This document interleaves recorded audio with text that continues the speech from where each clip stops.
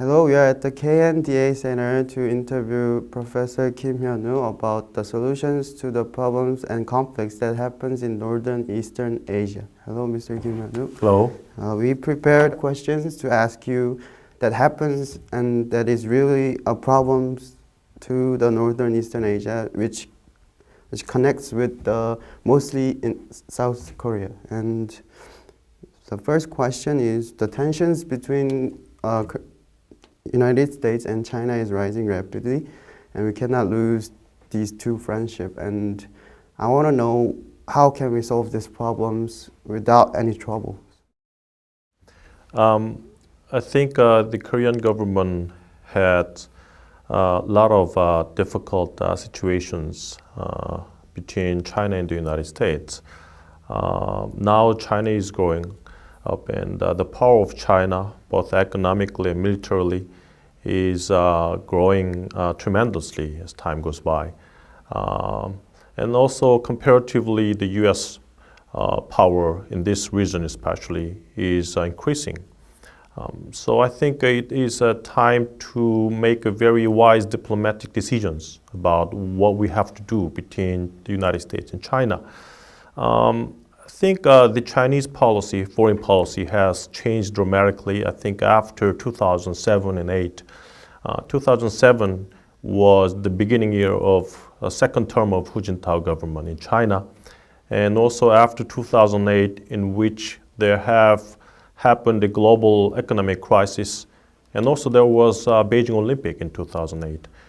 It began to think about setting a more equal partnership with the United States after that time, and also when you look at the Chinese diplomatic documents, there emerges a lot of sentences like China needs to have some right to do something, right to speak, right to do something.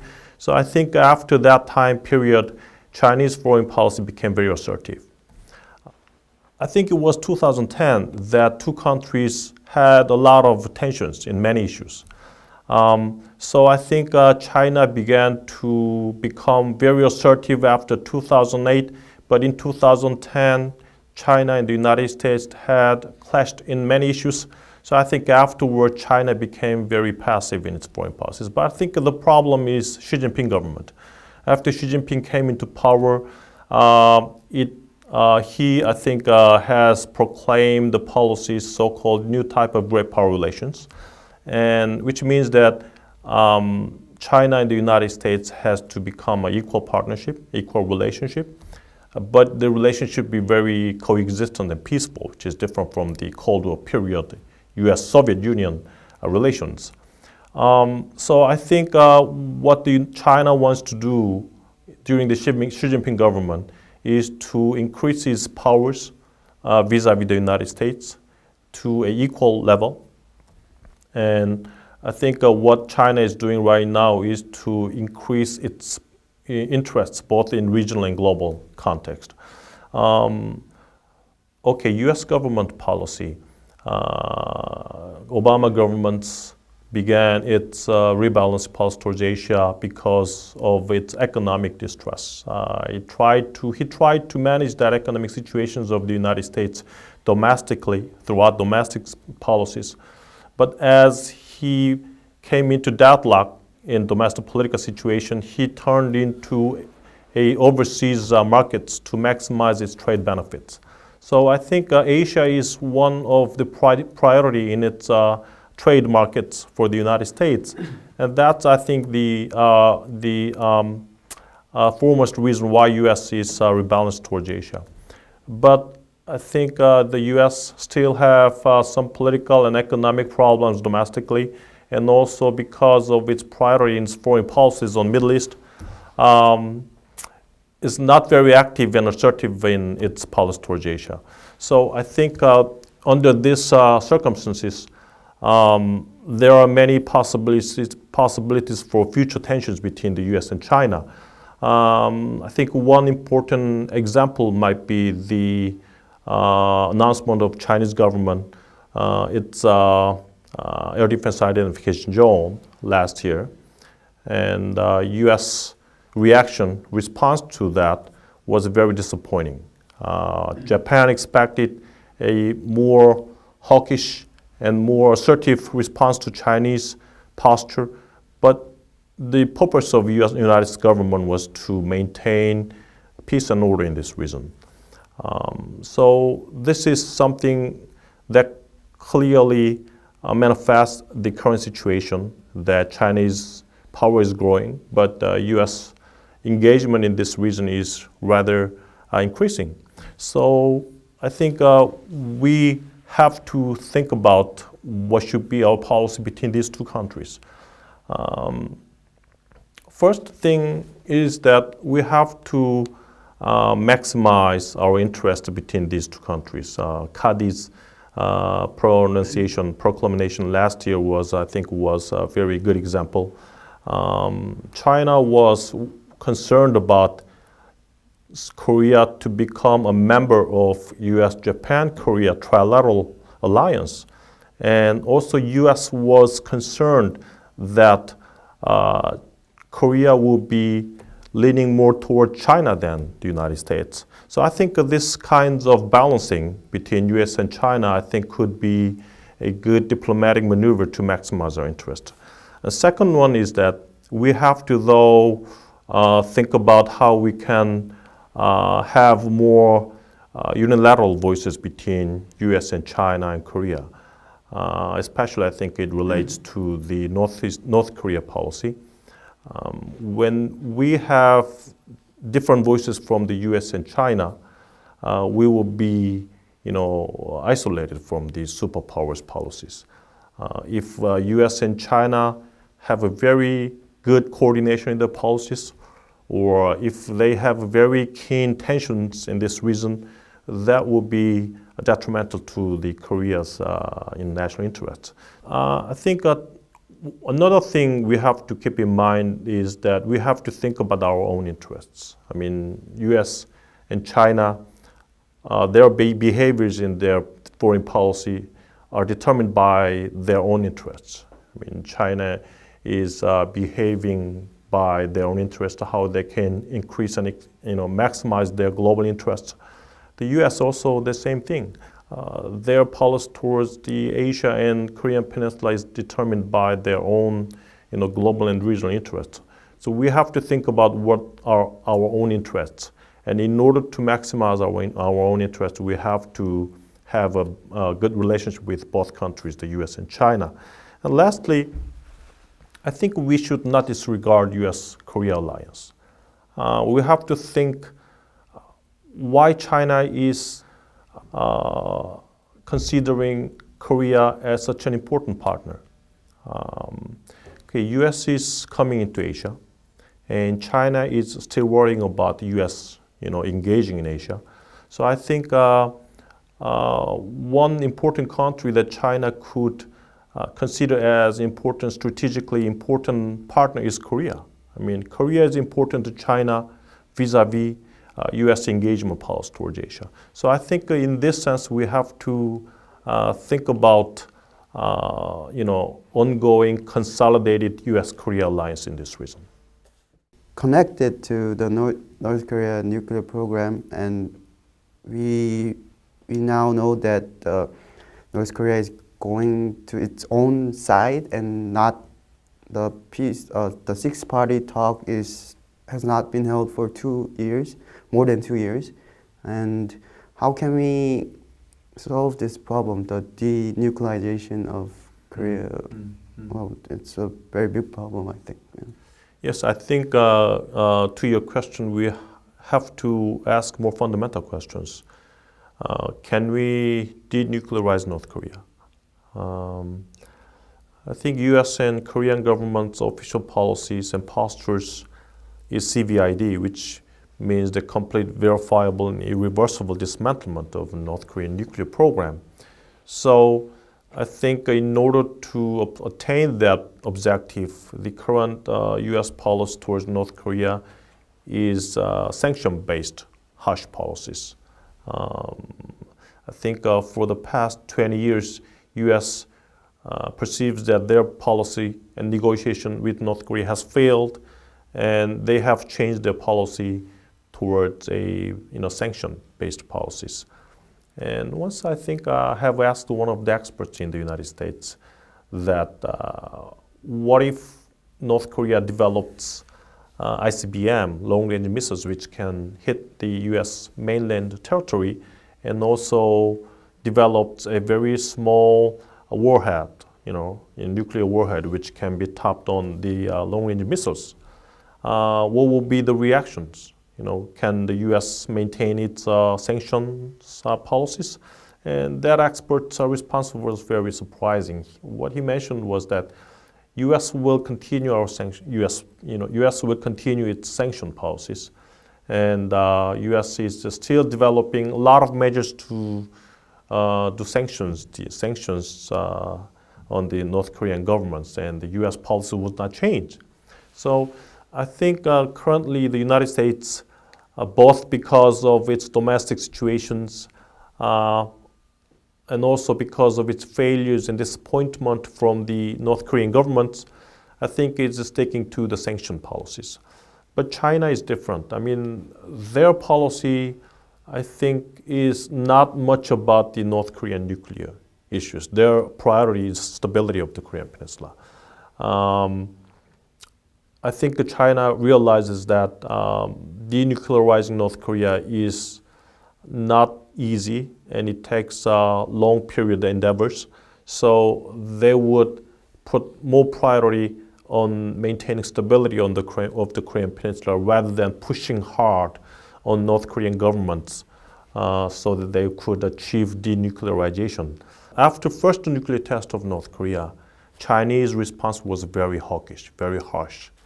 But the result was that North Korea had a dialogue with the United States, had a secret deal with the United States, and they came up with agreement, another six-party talk agreement with the United States. So China realized that, hey, we are harsh towards North Korea, and they are moving away from China, and they are having a secret deal with the United States. So afterwards, China began to have two different policies. After second nuclear test, they were not as harsh as before. They were having a North Korea policies at the same time and also North Korean nuclear test at the same time. So they began to have two separate policies towards North Korea. So we, I think, have to do a lot of endeavors to coordinate U.S., China, and South Korean policies towards North Korean nuclear issues. If we have unilateral voices and unilateral policies, I think that policy towards North Korea, in order to denuclearize North Korea, can be successful. Well, we all know that besides U.S., China, Russia, and North Korea, one of the most effective countries to Korea will be Japan. And Japan, compared to Germany, they have where Germany has admitted all the bad historical events they have done. Japan has not admitting or denying, mostly denying the historical events they have done in the past. And recently, the speech that was given by President Park Geun-hye, she also said they should be more open to these issues. And how will us or the other countries make Japan to agree or admit these historical events? Yeah, I think the current Japanese government policy, very rightist policies, can be understood in the same vein of the previous Japanese governments, liberal democratic parties, policies.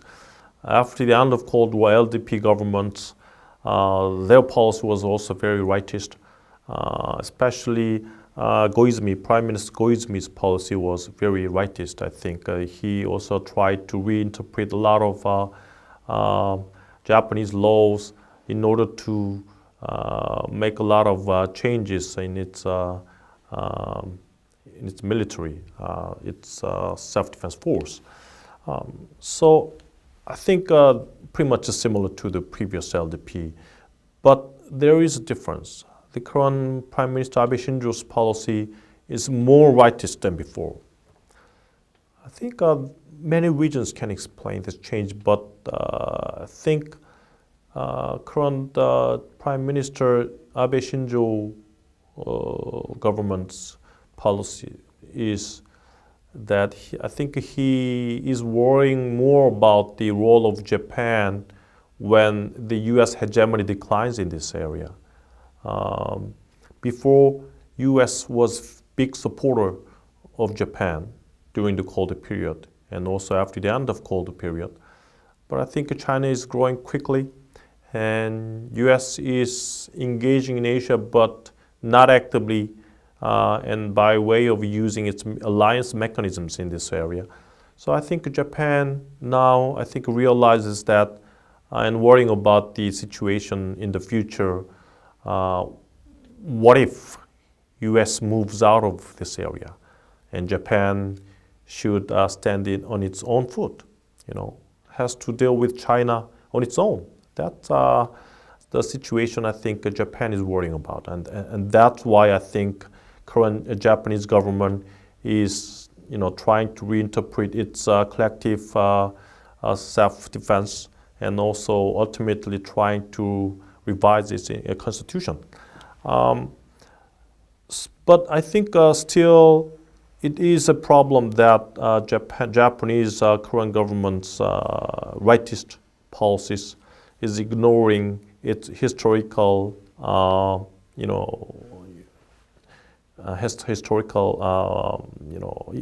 past, and I think we have to have a two-track policies. I think because of course historical thing is important. We have to push hard and make international community realize that Japanese rightist policies is something wrong.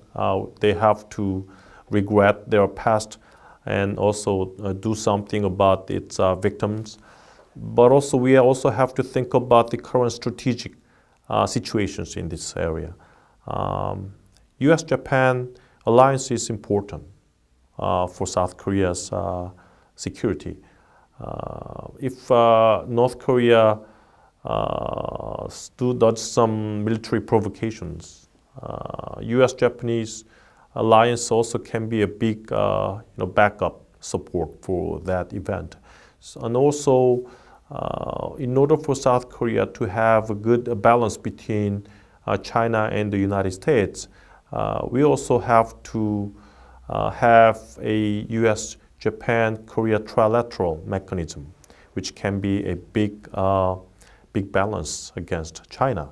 So having these kinds of two-track approach would be something very wise for the current South Korean government. But still, historical issues is very important thing. I was surprised last year before Prime Minister Abe Shinzo went into Yasukuni Shrine. In the United States, a lot of experts and policymakers were criticizing Korea for the worsening relationship between Korea and Japan. That was very surprising. I mean, Japanese Abe Shinzo, okay, he's cooling down. It's now your turn, South Korea. Why aren't you not accepting a proposal of Japan to have a dialogue? So that was very, very disappointing and surprising and shocking to me.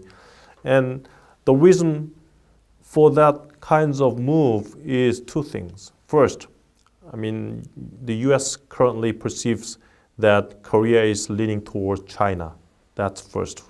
Second one is that there are many, many experts inside the United States who can voice their opinions supporting Japan. But there are not many who can support and voices out their opinions supporting Korea's perspectives, Korea's position.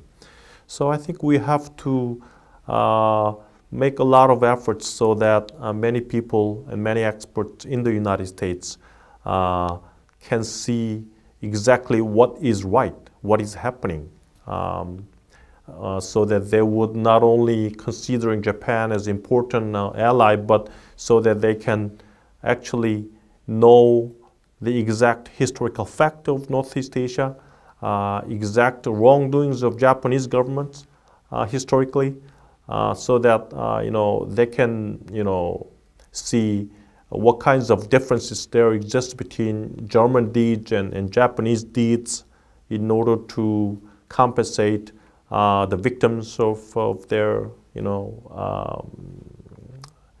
deeds. So I think that kinds of policies we need in order to deal with the historical issues with Japan.